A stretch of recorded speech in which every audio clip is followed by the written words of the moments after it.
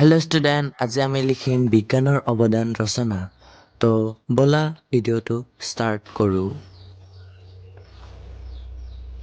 প্ৰথমতে বিজ্ঞানৰ অৱদানৰ আৰম্ভণি।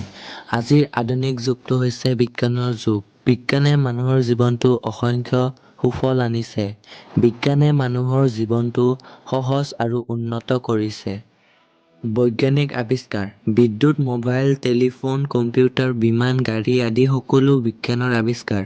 চিকিৎসা বিজ্ঞানেও বহু ঔষধ আৰু যন্ত্ৰ আৱিষ্কাৰ কৰিছে, যাৰ ফলত বহু ৰোগৰ চিকিৎসা সম্ভৱ হৈছে। থাৰ্ড, উপকাৰিতা। যোগাযোগ, শিক্ষাৰ ক্ষেত্ৰত, চিকিৎসা, কৃষি আৰু মনোৰঞ্জন সকলোতে বিজ্ঞানৰ অৱদান আছে।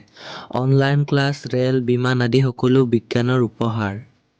সামৰণি। বিজ্ঞানক সঠিকভাৱে ব্যৱহাৰ কৰিলে ই মানুহৰ বাবে আশীৰ্বাদ, কিন্তু অসঠিকভাৱে ব্যৱহাৰ কৰিলে ই মানুহৰ বাবে অভিশাপ।